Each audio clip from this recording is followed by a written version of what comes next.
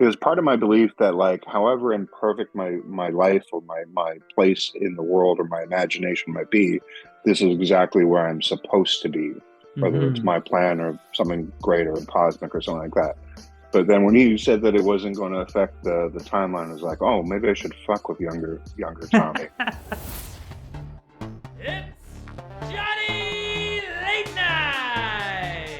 And now here's your host, Johnny Rogers! Welcome back, everyone, to episode number 86 of the Johnny Rogers Show. As always, if you want these episodes ad-free and exclusive before anyone else, you got to go to patreon.com/the Johnny Rogers. Now, my guest today, it's been a long time since I've seen this dude. And we even mentioned it in the conversation that this podcast was probably the longest amount of time, like the longest conversation, I should say, that we've actually had. And that's honestly what I love about doing this podcast. And I'm shocked that I'm already up to 86. I know I missed the odd week here and there, but I'm doing my best to stay consistent. And a lot of that is me just recording episodes ahead of time so that you guys don't miss out on another week of episodes. But I haven't seen Tommy since we did a show recently together, but before that, it was pre-pandemic. It was at a comedy club that's not even open anymore. So I was really happy that we got a chance to catch up on this episode. But we also got into a lot of stuff because, like I said, this is honestly me getting to know Tommy more. That's what you're going to get in this conversation. On today's episode, we talk about the effects of the pandemic, just on society at large and on Tommy specifically. We also talk about like the importance of like taking breaks as a comedian and kind of how that's helped him, taking time off and then coming back to the material, and even about some of the material that he can't even remember anymore. We also talk about Tommy's journey to getting sober, which is a very large portion of the episode, but honestly, it's where the most substance is, in my opinion. I absolutely love that part. But to give you a little background on Tommy, Tommy has been making stupid people angry since 1976, and he likes it. You may have heard him on SiriusXM's Top Comic or watched him at the Crack Up Comedy Festival, featuring or hosting an Absolute Comedy in Ottawa and Toronto and formerly in Kingston, or performing all over Canada, comedy at Club 54, Comedy Nest, The Laugh Stop, and in the UK. He's also performed at the Comedy Store, London Gong Show, 27 Seconds in the UK, and he features very, very briefly in Isn't She Great with Betty Midler and Nathan Lane. You have to get through a lot of them, though, he says, for a little bit of him, but it is totally worth it. Be nice or he will make an example out of you. I love asking my guests for their bio, and it's always interesting seeing what they come up with. But ladies and gentlemen, without any further delay, please welcome my friend and yours, Tommy Fitz. Am I allowed to swear on this, or should I get it Yeah, all you're out of the good. way You're now? good. Okay. Yeah, it's not like my father, Mr. Rogers. Oh, are you No. guys related? Or? No. Okay, sure. I just always thought it'd be funny if I started wearing like cardigans on stage and just having Sure. nice Lean jokes. into it hard. Yeah. Yeah. That'd be so good. For every one of these podcasts, I like having like a theme to it. Like I think you actually did my first podcast as well, Pod Did I? Jobs. I feel like you I did, or we met yeah. at Absolute Comedy in Kingston or something. I know we gigged together at the Kingston Club a couple times. Yeah. Like I think that's Maybe where I we met just you. exchanged information about each other's podcast because I remember yours was like Pizza Lovers, Yeah, Comedy Lovers Pizza. I ran Comedy that for Lovers about a Pizza. year, and I've definitely given thought to doing something else. I just haven't gotten around to it. Yeah. Like this took me a while to finally land on being. I always knew that I wanted to just do my own podcast, like with Yeah, my name in it. But it took a while to have the perfect like setup of a situation where I could make that possible. I feel sure. like it's a lot of it is just being consistent and figuring out what that routine looks like to put out a weekly Yeah, episode. But for and I this one, think oh yeah, go yeah, ahead. the format of podcasting is one still fairly new, but broad enough that like anybody can do anything. But sooner than later, you figure out like what fits for you. So Yeah. Yeah, I'm like evolving it along the way, but like I recently started to, if an idea comes up, because I don't have like a producer, right? Like it's just me doing it from here. So if an idea comes up in my head of like, oh, that's like, this video I saw, or I really like that sketch of yours, let's say for someone, I would just say cut to that sketch. And then I just literally went in post later, just add it in. And I'm like, oh, it's a Okay. fun way to keep it, because most podcasts I listen to, it's just straight conversation, or they will have a producer who's bringing that thing up in the moment if they can find it. But yeah, evolving in that way. But I every episode though has like a topic that we start with, and it's a single word. That's the first word that comes to your mind, and we see where we can go on that. And then, of course, I have other questions, but Sure. Yeah. yeah. It's funny you mentioned the other questions. I listened to the episode with Simone Holder, who I don't think I've met, but I've like seen around and I've heard about. Like she's doing great, Mm-hmm. and Janelle, and I heard the phone call question. Like not to screw up Yeah. your schedule of how you want to approach this, but I've been thinking about that question like a lot. And I think one of the episodes where you're like, "Oh, you don't affect the timeline." So Yeah. like there's part of my belief that like however imperfect my life or my place in the world or my imagination might be, this is exactly where I'm supposed to be, whether it's Mm-hmm. my plan or something greater or cosmic or something like that. But then when you said that it wasn't going to affect the timeline, I was like, oh, maybe I should fuck with younger Tommy. I'm gonna kill you or some that stuff shit like Yeah, that. yeah, So yeah. I love when people too, like they're thinking too much about what the advice is going to be, and they yeah, think they a lot of people don't really consider the concept that I've just laid out. Like, you are on a magical phone yeah, speaking to a multiverse 15-year-old version of yeah, you, and you're gonna yeah, say that. It's like, really think about like what it is that you're gonna like say to this person. Like, yes, the advice has to matter, but also take in like how insane that situation is. So fucking with them right away is a funny answer, because you're just like, yeah, like it would be crazy, so I'm going to take advantage of that situation and then be like, nah, I'm just fucking with you. But by the way, at this age, we still have our sense of humor, as you can tell. Like, yeah. your younger self isn't going to be weirded out by that. They're going to be like, oh, that's funny.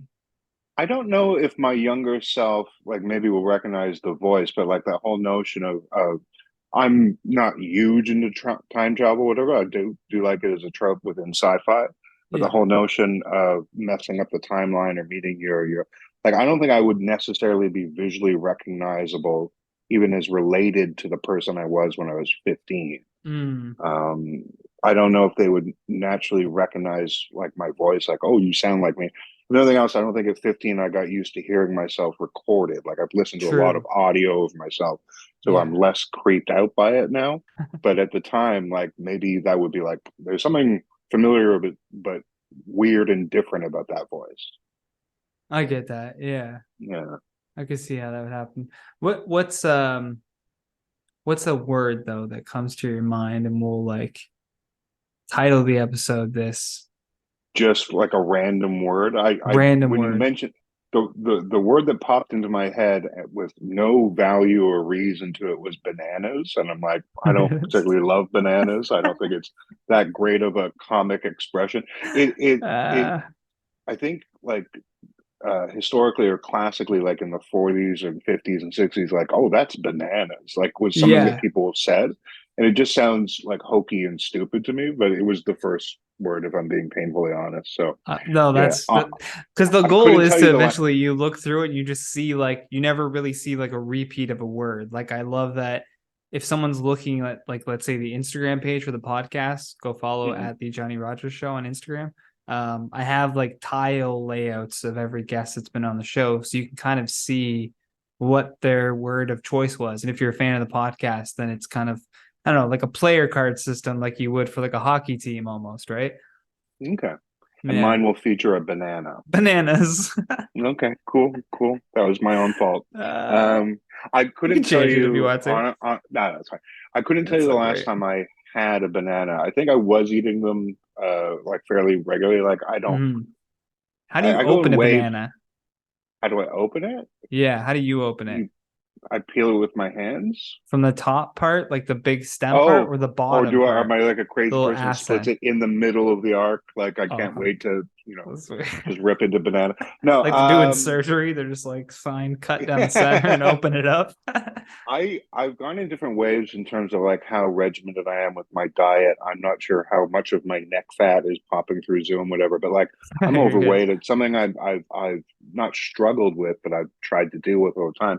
And there was a period, especially during COVID, where I had nothing but time, where I did a lot of food prep. I did a lot of thought about like what I was eating, like literally measuring to the gram how many proteins and shit like I was eating. Hmm. And I was also like, and Greg Houston has a lot of people have jokes about bananas spoiling whatever, but I would buy bananas and like basically like cut them all up at the peak ripeness, whatever.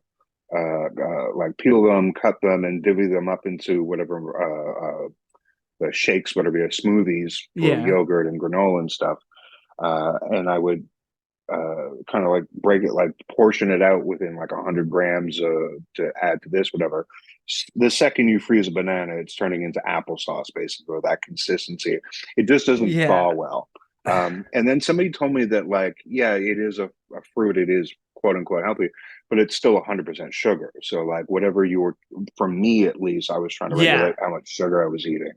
Because I So, would consider, obviously if you're trying to cut out sugar, then go with like the more processed stuff right away, and yeah, and and and that allow seems to be my yourself to drug have of choice natural anyway. Yeah. natural sugars, Yeah. is Yeah, they're better than, so like my first thing in the morning is my coffee with like a little French vanilla mix that I'm deeply in love with. And I have no idea what's in it. I think I read the ingredients of bulk farm, whatever. It's like powdered milk and sugar, mm, this and whatever. And I try and scale back, not every day, but like I'm progressively bringing it down.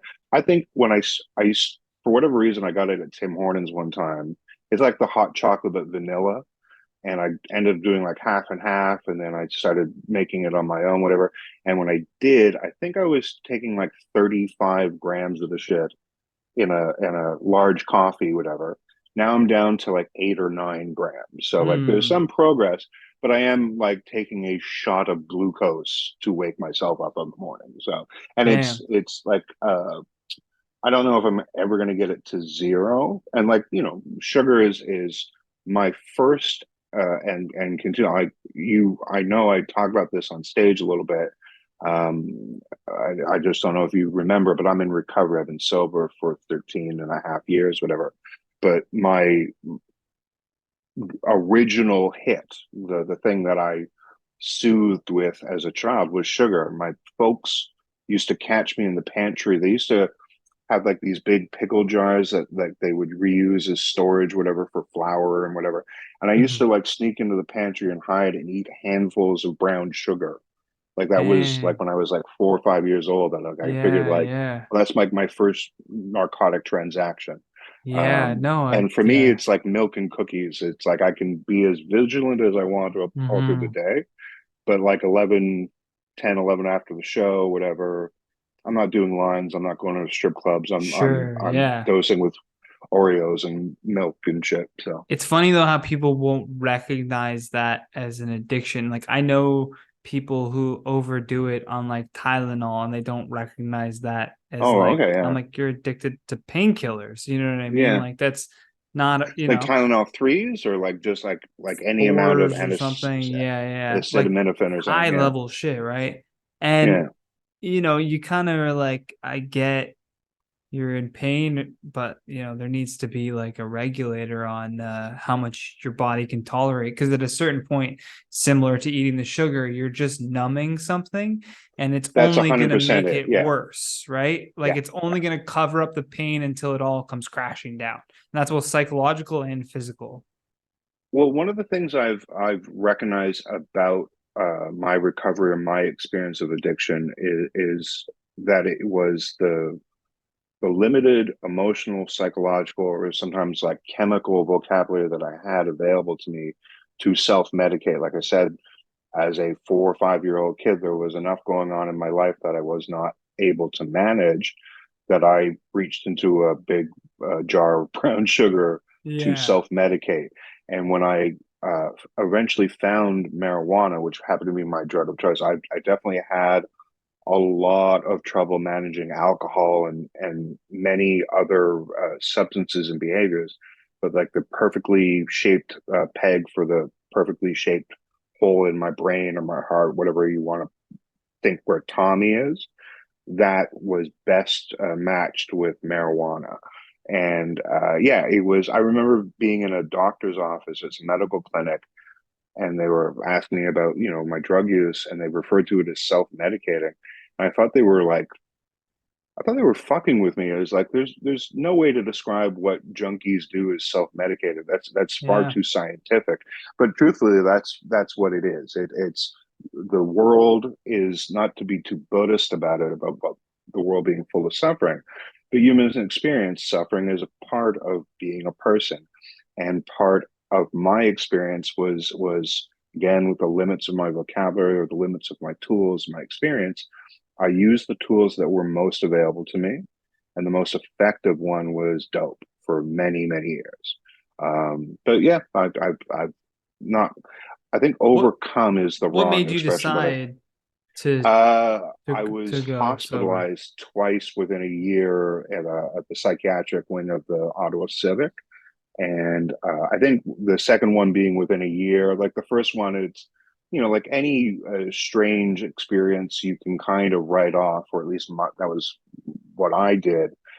Any number of corners that I painted myself into, or strange circumstances that fell in my path, you can just kind of like write off the first time. It's like, well, that was crazy, or like, oh, there's whatever forces are at play you don't know. But the Hmm. second time it happens in a year, I'm like, well, okay, well, maybe I have a problem. Maybe there's something beyond, like, the government's trying to frame me, or whatever nonsense was in my head the first time around.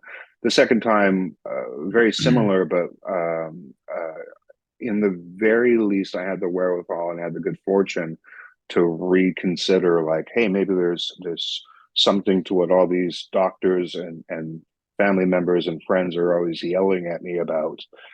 Not the doctors yelling, but like, basically trying to say, like, hey, you have a problem with drugs and alcohol. You have a problem Hmm. managing your life, whatever the circumstance.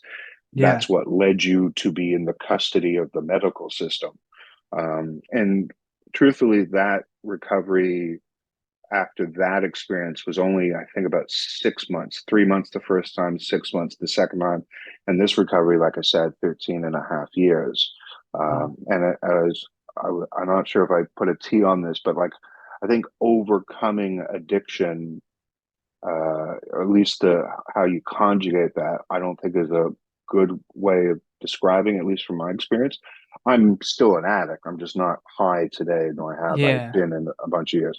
But I'm still, like I said, I'm still eating or milk and cookies to put myself to sleep and not deal with some of the shit I don't have time to today. So I get you. Yeah. yeah, yeah, For the weed, did you find it was like, because I know with like smoking cigarettes, it becomes habitual. Like it yeah. becomes every time I get a coffee, I light a cigarette. Every time I walk from this point to this point, I smoke a cigarette, and it's the exact same length. You know what I mean? Like you've timed the blocks down to how long the dart will take you. Was that kind of what it was with weed? It just became habitual and then over usage and causing these future problems?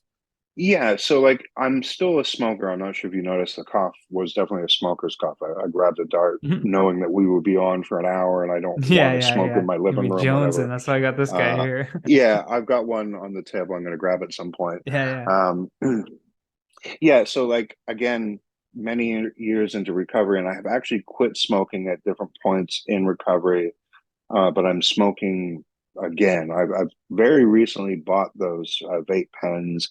I've Yeah. had various success with either Zyban or nicotine patches and so forth. For me, it comes down to a willingness. However destructive tobacco is in the long term, I have yet to punch a police horse for lack of a cigarette, or Yeah, I've never yeah. done anything really dramatic. And truthfully, in my experience of my addiction, I didn't. It was very much dramatic. The events that led me into hospital, into kind of not formalized recovery, but NA and AA. Mhm. But I never sucked a dick for dope. It was always what I wanted to do. Yeah, yeah, yeah. I You're like, I damn, I was really hoping I'd have to. no, no, no. I never I was never violent in the pursuit.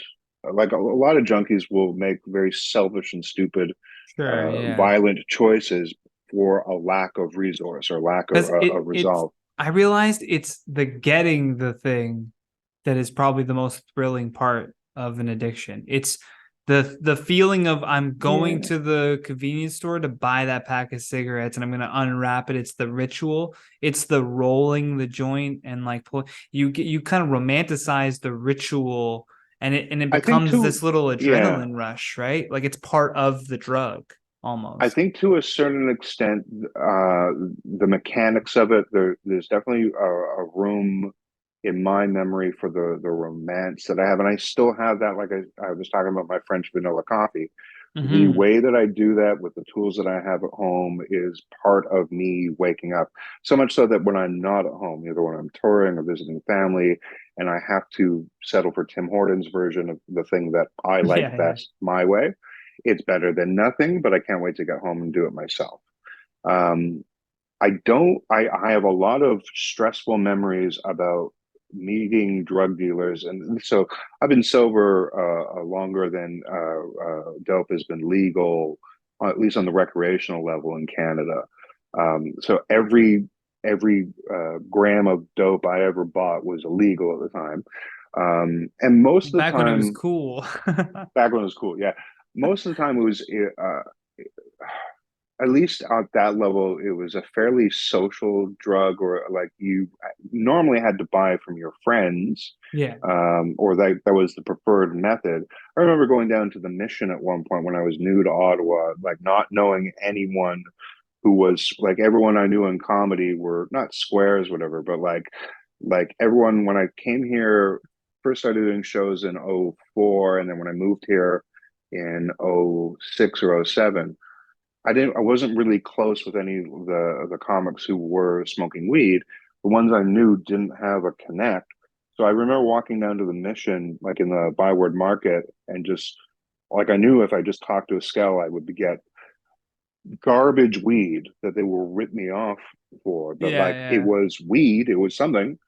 Um, but yeah, I remember being very stressed about meeting different people in different places. Like, oh, why does this guy got to live so far, and why can't you know? The other thing about Getting into someone's people, car was the worst. You're like, all right. oh They gotta yeah, drive around the block. You're like, oh fuck. yeah. So you're inherently paranoid. You're inherently Yeah, yeah. disorganized. The people that you're interacting with in that world are inherently paranoid and disorganized, and in some degrees, like rightly so. They make their living doing something illegal, so Yeah. they got to watch their back. But and I was very lucky. I was never tuned up on any episode of my story, but I definitely knew a lot of people who either got ripped off or rolled or whatnot. Fuck. I'm not the biggest guy, but I'm a fairly big guy. Like so, it's not to say that a bigger person won't face that, whatever. But I was like the same thing. I've never been arrested, and it's not like I'm some criminal genius. I was lucky. Yeah, It yeah. wasn't for a lack of trying. I remember the I was mentioning the episodes that kind of brought me into medical care and through that recovery. I was under the delusion in one of those episodes that the police were trying to frame me about X, Y, and Z. These I don't want to go in great detail because Sure, honestly, of it doesn't course. make sense now, many years later. But I remember being in recovery for a year or two, and when it finally occurred to me, it's like nobody had to frame me for shit. I always had drugs on me. I was always talking to criminals. I Yeah, was up yeah. to no good most of the time Yeah. because I was trying to get high again. And it's like they could have just stopped and frisked me anytime they wanted. There was no reason to get Yeah. my fingerprints on this or mess with the tape of me saying X, Y, and Z. Like, fuck it. Like, yeah, that's the incomplete thinking of somebody who's intoxicated, basically. So Hmm. yeah, yeah. That's really interesting. And through this whole time, you're also doing stand-up comedy. Now you've Yeah, just come back to stand-up comedy right after the pandemic, right? Like was the show that we were on together, was that like your because you were telling was me that not. you're just getting back into it. Had you done one Yeah, before that? so when I think we did Moose McGuire's like a week or two ago, that was Yeah. probably show number 10. Okay, So cool. I'd taken, like, I don't know, I should know this better, but like I think either the day before or a couple days before the lockdown in 2020 in March, I think if the lockdown was on the 17th, I did a set on the 15th or the 16th Something or like something like real that. close, yeah. And I didn't do so much as one set. I think I did a Zoom show. I did one Zoom show either for like Michael Lifshitz or somebody had asked me to do a Zoom show kind of like in the first year. I'm like, well, maybe this is better than nothing. And I tried it, and it was lovely as it could be, but like I I don't know whether it was Janelle or somebody was talking on one of your episodes about doing Zoom shows. And some people adjusted and some people didn't. I didn't. The Yeah, I lack of, didn't. of immediate reaction, or like I could, if I looked at all the little squares, I could see that they were smiling, like I'm doing okay, but Yeah, yeah. like not having real time uh, um, indicators was unappealing to me. So like, Yeah. and so in the long and the short of it, yes, I was off of comedy for 3 years and 1 month, give or take. And when I saw you at Moose McGuire's, that was probably show number 10. And I've done a Nice. couple since. Yeah. Yeah. How do you feel like being removed from the material for a little bit? Like, did you write new stuff that you worked in? Because I recognize one of the bits from before, Yeah. So but I for think, me, like, yeah. I took time off and then came back, right? Same thing, and then came back into comedy, and I had like a new like lens looking at this material. Like I had given it enough time that I could kind of recraft it in a way.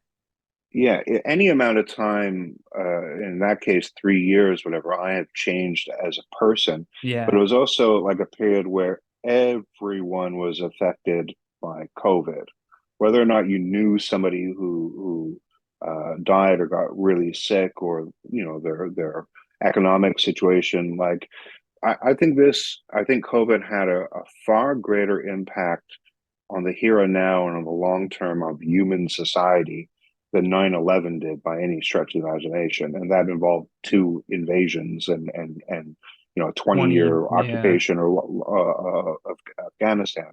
Uh, but the military people I know have described the war on terror as like the army or the military is at war, but the country's at the mall.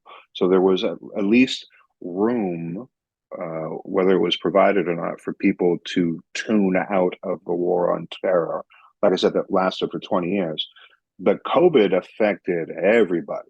Everybody was either like they needed CERB, or they needed to quickly find a new way to work, or they needed to, the skyrocketing price of used cars because people were terrified of taking the bus in the first Nuts. winter, the first year of it. Yeah. Um, yeah, I think regardless, any amount of time on or off stage, my voice or my perspective would have changed. This is the second time I've taken a break. In theory, I've done stand up or I've been a comedian since 2003. I took close to a year off when I got sober this time. I needed to kind of focus Yeah, yeah. on my recovery back in '09. I took just about a year off. And for my own germophobia and a bunch of other circumstances in my life, I just wasn't comfortable going on stage or being out. It was only up until like March that I was still wearing a mask, like March of this year. And it was only because I went to a workplace where absolutely no one was wearing a mask. Wow. Where I was at Health Canada through most of the pandemic, um, and I was masking. Most of my colleagues were masking, distancing, and protocols and shit like that. Then I went to Public Works at Portage across the bridge in Gatineau, and it was like it never happened. There was like 1,000 people in every direction coughing in each other's Wow. faces, and like it was 2019 and nobody learned shit. And I got wicked sick within a couple of weeks of that, but like I'm alive. Like it was unpleasant to be that sick, but Yeah. yeah, I believe my experience of COVID is over. I'm not, Scientologist. I can't confirm that, but like, yeah, I think it's over. Yeah, Scientologist. yeah. Yeah, I think we're in Um, the clear at this point. I don't think you'll ever. I mean, their goal initially was like 0 cases, but like I just don't think that's possible. It's because of yeah, the vaccines, it'll just be like another like flu. It'll be like flu 2.0. Like you're like, oh, I yeah. got COVID. Like, guess I gotta stay inside for a week and like, rest Well, up. I don't think anyone's isolating anymore. Like there was Yeah. one dude when I first started with the job I'm at now who tested positive, and I think he isolated because he wanted the time off. And Um, that's what it's gonna be now. You're like, yes, I well, got maybe, yeah. COVID. And it's funny that, I was talking about like there are no masks anywhere. There's a lady in the building I live in that I've seen around for years. I don't know her name or anything about her, but just to see her or whatever. And she's still wearing a mask outdoors in the sun. That's Uh, and that's rough. maybe that's like her, it's It's her psychological, or way of maybe it's making her like, feel safe. but there are still people. There was a story in the Yeah. CBC, I think today, about Vera Etches, the chief medical for Ottawa, saying that there are still vulnerable people, like people with immune deficiency, immuno whatever it's called, Yeah. but medical conditions where, like if your daughter has cancer, I'm sure you're going to be Yeah. wearing a mask A because you can't thousand risk. percent. Yeah. Yeah, Yeah. and whether it's circumstance like that or just a personal choice, like I'm not going to say that I don't react to seeing the odd mask out of 1,000 people not wearing masks, Yeah. even though literally 6 months ago I was still getting annoyed in flu season in the winter on the bus, people not wearing masks and coughing on their hands and like Yeah. literally, COVID normalized masks, basically. Like they're like, oh, if you do feel sick, put this thing on, and people feel, I think, less weird about wearing a mask outside. Whereas before, at least in North America and Western culture, there was no normalization of masks. Like when I went to Asia, everybody had masks on because yeah. the air is thick, filled with pollution, and like, But it's you know, also like for a conscientiousness thing or yes, a that point of too, that too. solidarity where Yeah, it's like yeah. the not even public shaming, but the I'm internal sick. I don't want to shaming get of you sick. I Yeah, I could intern. I Yeah, couldn't live with myself if I made somebody else sick. That exactly. doesn't exist. If nothing else, the North American or the Western reaction to the question of masks are, who are you to tell me to wear a mask? You know, like like, oh, my Yeah. freedom, like nobody, like it's like saying, Yeah. like, like seatbelts a tyranny, like it's just another tool we can use to be safe. Yeah, yeah, yeah. Or Yeah, it's just it's a suggestion. Put it on to make you safe. Like it's literally to yeah, make you safe. yeah, Yeah, that's. I mean, it did a lot of things too, right? Like not only on the medical side, but I feel like politically we're more divided after COVID. Like it really just the whole mask or no mask thing kind of just split people into camps. There was like mask or maskless, and then there was vaccine or like no vaccine, and then there's like yeah. blue It's a and very red. Like, visible symbol of the collective experience, yeah, because it's on your face, and your face is something that traditionally is just part of the regular transaction of like, is this person a danger? Is this person a mm-hmm. friend? Is this person happy or sad or Yeah, whatever? Do they need help? Whatever. And we covered that part of our discourse for arguable reasons, and people had very strong feelings about it. But again, like it was something that had existed in society, maybe not our experience of yeah. human society, but you're saying in Asia. I don't know how long that had been a thing, but like All the I, time. I can I can remember seeing Asian people walking around Montreal like in the Yeah, 90s and the 80s wearing masks and noticing it as a little white kid being like, why is that person doing that? yeah. And not getting a full answer or not needing to because it wasn't really like I There's remember a people talking movie. about SARS in Toronto in like 2002, whatever. Yes. I completely forgotten that it happened until COVID. Somebody was talking about it and like, oh yeah, that was our second pandemic or our first pandemic, whatever. It was like a non-event to me in Montreal at the time. I was very high, but like, yeah, it didn't impact me. So But you remember yeah, seeing the video footage of like empty streets, and they're showing that like nobody's out because of this SARS thing. It was like Mike Patterson, who H1N1 I too, yeah, so I think it was the SARS and the bird mad flu or COVID the or mad yeah. cow disease. I remember Mike Patterson moved back to Montreal from Toronto in like '03 or '04. And I remember him telling me, it was like, oh, because of SARS. I mean, like, did you get SARS? I'm like, oh, no, it completely shut down Toronto. I was like, I remember him telling me that and being Crazy. like confused, like, that's not a thing. Like, why are you telling me this? But yeah, it was a thing for the people of Toronto. It just didn't affect the rest of Canada or the rest of the world in the way that COVID did. It wasn't It a 3 year thing. just kind of showed though like the dangers of living in such like a densely populated city, how fast something can spread to so many people, right? Like when Yeah, I was left there in the mid like around the beginning of COVID, because I was like, damn, all my favorite places are closed and like yeah. forever, like they're not coming back, like they went out of business because of this. And it just felt like there was more people on the streets with like mental health issues and like Yeah. schizophrenia everywhere you looked. And now it's even escalated even further. Like every other week, there's like a video of somebody on a subway train just losing their mind. I had a great conversation on that subject. I think what you're describing, the experience of Toronto in the early days, with Sophie Hayes was at No Forks Given, Tavis's show. Yes, and we were talking about how I've noticed a lot of the shows that are going on post COVID incidentally happen to be all around the Byward Market. Like there's a Decuff and Laugh Lounge is down there, and Pub 101 is going again. Tavis is not quite there, but like on the Close-ish, yeah. east of Centertown or whatever.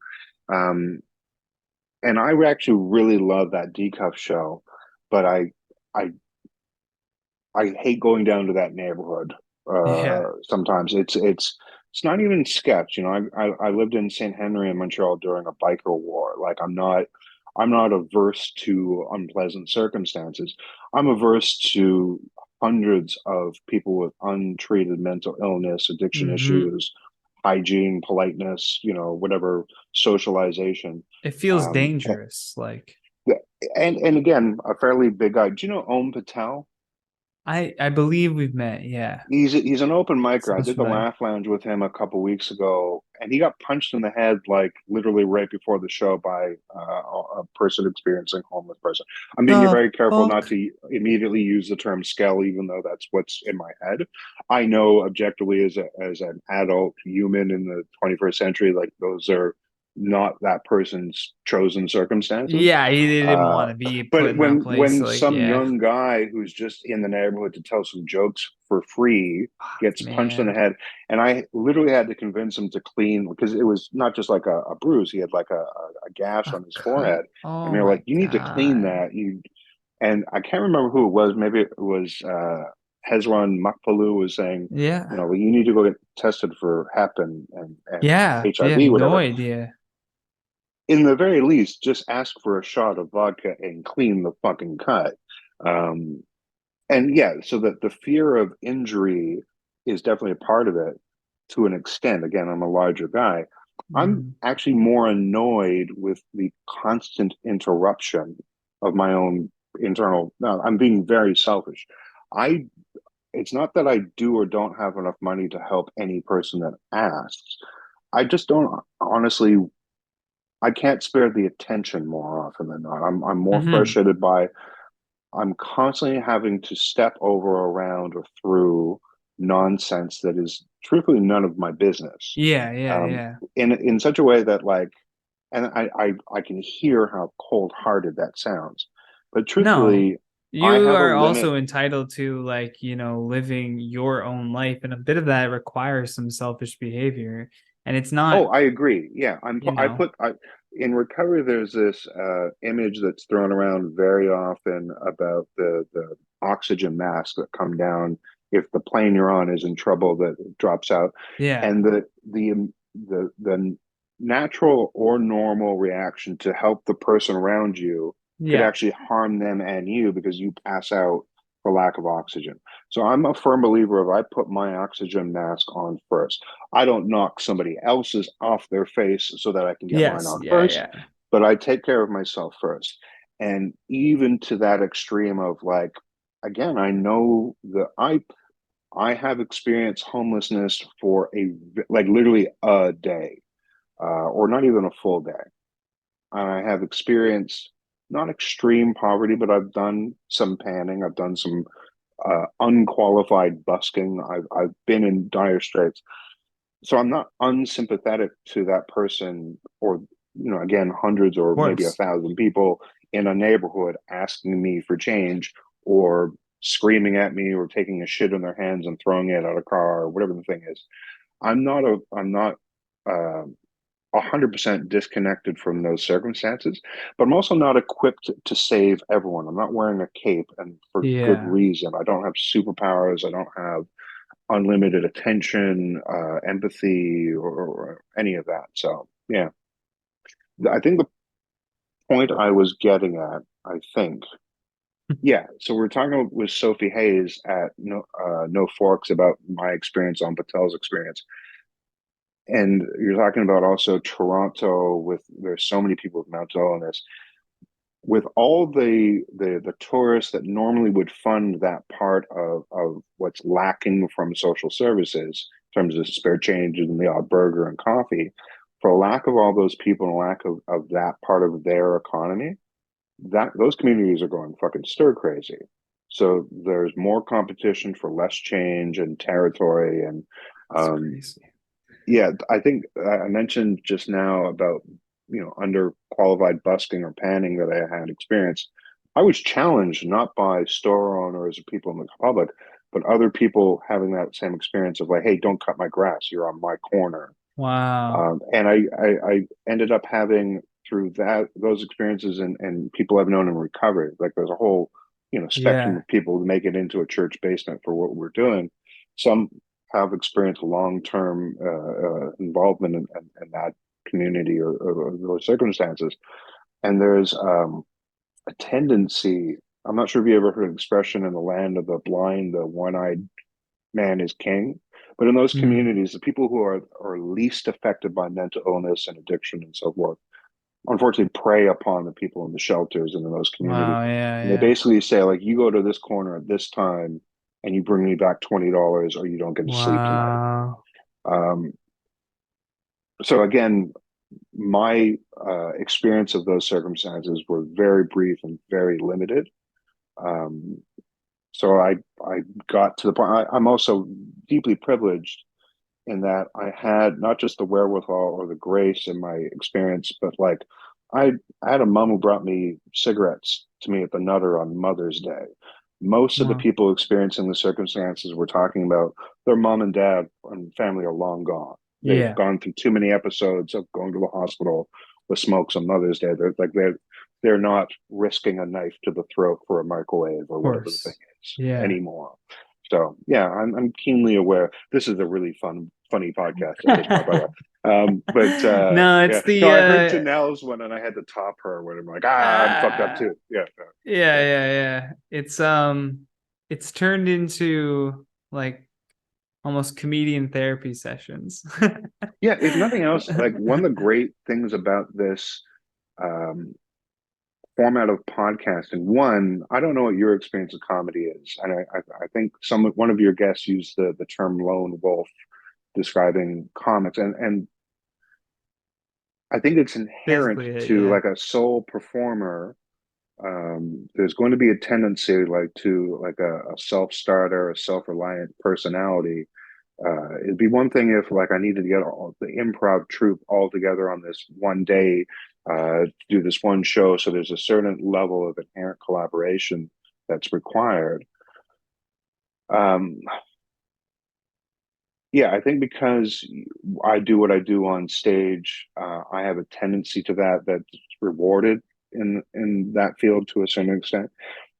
But it is like I think it's helpful to build the communities, and I think podcasting is definitely a tool. Like this, I've known you from around for maybe Hmm. 5, maybe 10 years. I Yeah, honestly couldn't yeah, tell you when long we first time. met, but I don't really know that much about you because this is probably the longest we've ever spoken That's what I one mean. on one.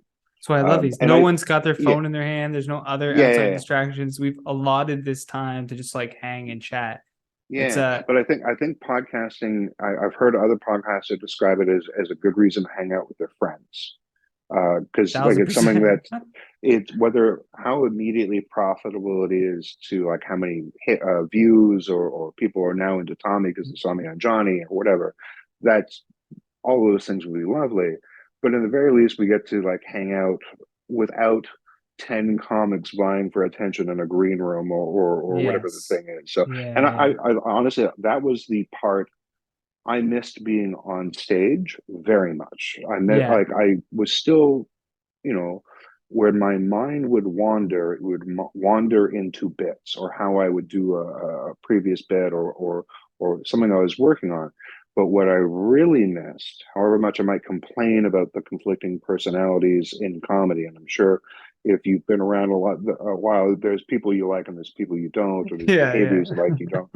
And as much as I might bitch about, condo drama or green room drama, or whatever, like I missed hanging around with funny people. I think when I first started, my path through uni led me to Just for Laughs through like a girl I was dating who was working for them. I ended up Oh, working no in the way. office. I ended up kind of supervising the new Club Soda during the Nasty Show and a bunch Oh, of other things cool. I did. That's Um, awesome. That's all in Montreal, right? yeah, all of Montreal, yeah. Nice. And from that, I had the brilliant idea, like literally years later, like, oh, I could and should try this as well. It had definitely been on my laundry list of things I wanted to do. And truthfully, the thought was, look at all the free drugs and sex these people are getting. I'm like, I will stand in line for my dose as well, sure. So funny.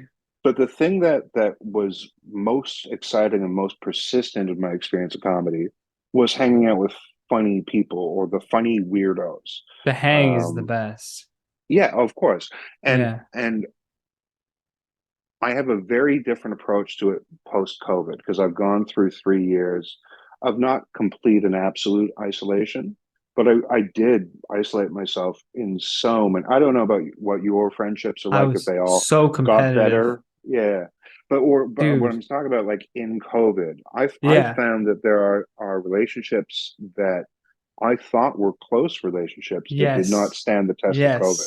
Yes. Yes. Uh, That taught me that my comedian friends, and it's okay. Like yeah, I say this with no beef whatsoever, but my comedy friends are just basically comedy acquaintances. They're like people I've comedy coworkers. They're like people I've worked with. yeah, yeah, They're not going to pick me up from the airport, you know? Like my yeah. buddy who I've known since I was 10 is going to do anything for me. You know, that's a friend, right? Like but I think before the pandemic, a lot of us, at least in the comedy world, thought that like, yeah, we're all chummy, we're all friends with each other and then COVID happens and it feels like everybody's squandering around and like completely separated.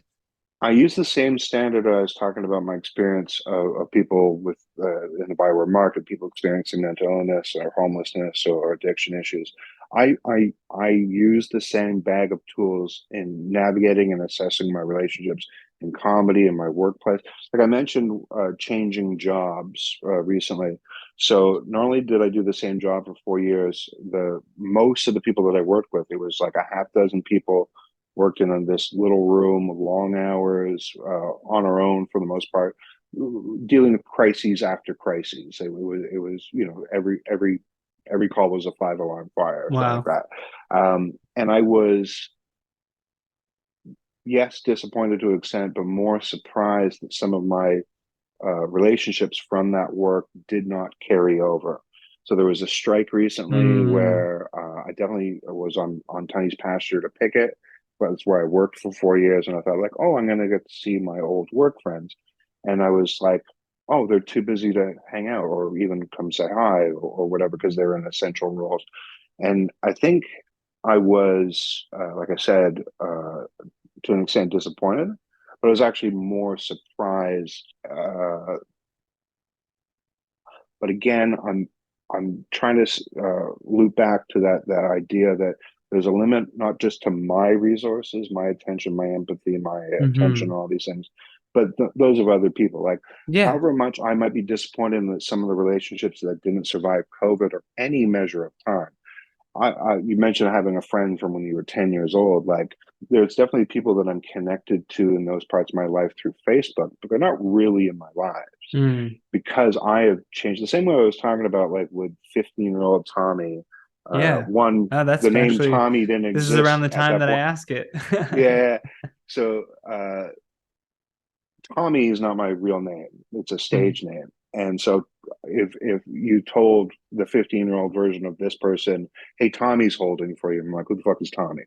Yeah, yeah. But again, like my lack of being able to recognize my 15-year-old self or my 47-year-old self from that perspective, my life has changed. Like, what was important to me at 15 or 25, even 35, uh, what was important to me on March 15th of 2020 is not important to me today. Hmm. Um, so I don't, if I'm going to give myself that grace, I'm going to give those people that have withered from me that same grace as well. Like, I'm disappointed, I'm surprised, but I Yes. can't truthfully fault anyone for, and the same, I have the same feeling about, we were talking to a little extent about the material. I think that's where we actually got, that was after bananas and the phone Yeah, call, yeah, whatever we were yeah. talking about. There's jokes I cannot remember. I can't find an audio recording, like just an acronym on a list in Oh Excel that man. I don't know what that joke. There's a Yeah, yeah. PSW joke, and I'm like, I know it's not a physical support worker Yeah, because yeah, that's yeah. just not what it was. Um, but I have no idea what that joke is because Oh and my man. shorthanded set list was like abbreviations and acronyms just so I Yeah. could see it visually in a small image. And like as I, there are people who bring on notes on stage, like Janine Garofalo brings like legal pads where she's like Really. long formed, where I I don't saw know if it's Gerard long. Carmichael do that at the Comedy Store. He Some brought people do literally a that. They, giant legal pad on yeah, stage with him, put it on the stool, and he just flipped but through like it. my vision is fucked. I cannot see that Yeah. small or that much information at a glance. So my set list, I remember Jeff McKay seeing my Excel sheet. We were like chilling at some condo or backstage someplace, and he couldn't make sense of like my shorthand for my, Alderon joke or Yeah. ninja joke or whatever. But I could, because those were the visual cues that I could look at a bar Yeah. stool in a glance to remind myself where I was in that particular Yes. set list. But I that shorthand is all but alien to me now. I got AirPods. Give me 1 second. yeah, yeah, for sure. You're gonna hear the echo of my apartment. Yeah, I'm also getting like a little bit deaf. I'm, as I said, I'm 47. Not only is my vision failing, but my hearing as well. So Oh yeah, God. I'm gonna Yeah. start getting like the big middle-aged man nose. It's not gonna be like a whiskey nose, but like You're gonna get the turkey neck. yeah. It just Well, starts I've done coming it. out. Giblets. I don't know if that's the right term, but like, yeah, I was trying to position. I wanted people to see the two pieces of art that I own, Yeah, but I yeah. also wanted to like get some depth on my face, would not have flat lining. Uh, but yeah, like there's this thing where men, I think it's men's noses continue to grow. Like your eyeballs are the same Interesting. age size when you were like a little baby or But your born or something like nose that. grows? Your nose, like, well, old men, I'm sure if you know any older Yeah, dudes, yeah. whatever, their Yes, you're noses are right. like, nobody your age has a nose the size of somebody who's like 70 or 80 or something. Sure. Okay, yeah. I'm 20, you're what, 25, 30? No, no, 30, thank you. Oh, okay. 31.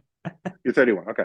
Yeah, So I'm 50% older than you are. So it's yeah. not to say that my nose is, going to be exactly 50% larger than yours.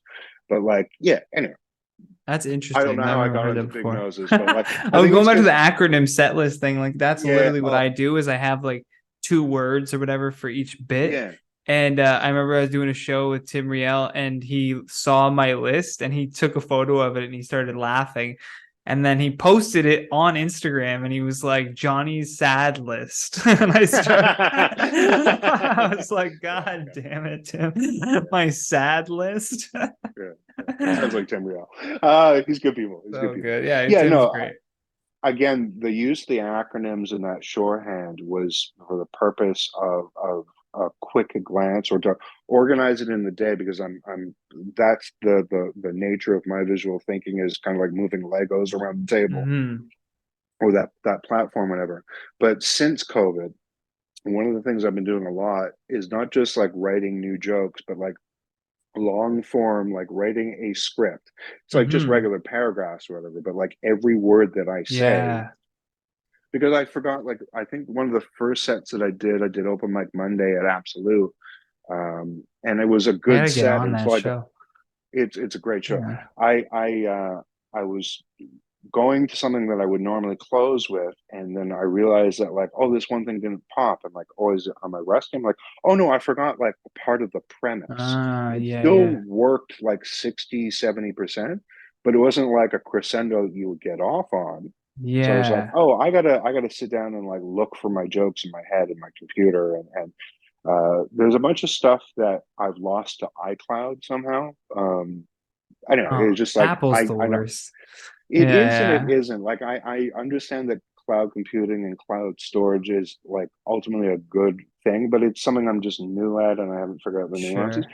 I'm sure if I called Apple support, I would find it within an hour. But like it's if nothing else, I'm involved in the Apple PC argument. Oddly enough, a lot at Public Works where I'm at right now, and I'm very much pro Apple, even though it's more expensive and maybe it's not the most robust tools.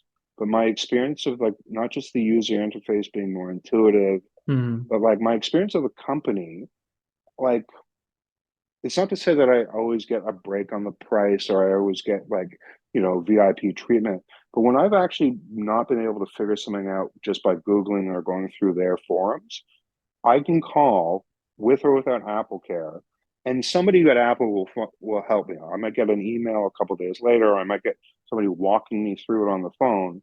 But like Apple's figured shit out quick. Hmm. So This anyway, podcast I'm is pretty brought cool. to you by PC. Cut to a Microsoft I commercial. need another MacBook Air. Apple, no, I just Tommy, replaced this one. I'm hoping it's going to last 10 years, but we'll yeah. see. Yeah. Yeah. Where can people find you if they want to check out your stuff? I'm at Kent and Laurier in Ottawa most of the time. No, I have a Tommy Facebook and a Fitz. Twitter that I am almost Add 'em never on. on. That this is the first time I'm looking at my Twitter profile. Oh My yeah. Facebook, I if you want to reach me, by all means, message me. Probably Facebook.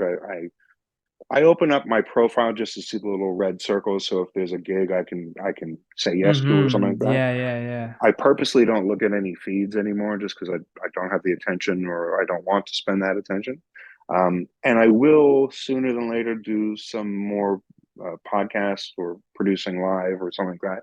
I'm just getting my legs under me for right now. But by all means, Yeah, man. stalk me at Kent and Laurier. Um, yeah, the Facebook and yeah, I have I guess a lot of ideas that have been brewing for 3 years. I just have to start doing them now that I'm back in the world. So yeah, Now's the time, man. It's always the cool, time. buddy. Thanks so much, man, for making the time to come on the show. I'm Everybody very glad that watching, you. Yeah, yeah, yeah, yeah, of course. I knew I had to reach out when I saw you, and you were like, "I'm getting back into comedy." I was like, "Yes." So I was like, "Get good. on the podcast and let's hang." Um, if you're listening to this on Apple Podcasts, don't forget to leave a 5-star review. And if you're on YouTube, drop a comment down below. Let us know what you thought of the episode. As always, if you want these episodes ad-free, exclusive before anyone else, you got to go to patreon.com/the Johnny Rogers. But for now, I've been your host, Johnny Rogers. This has been Tommy Fitz. I'll see you on the next one. Bye. You've been listening to The Johnny Rogers Show. New episodes air every Friday at 8 p.m. Eastern Standard Time.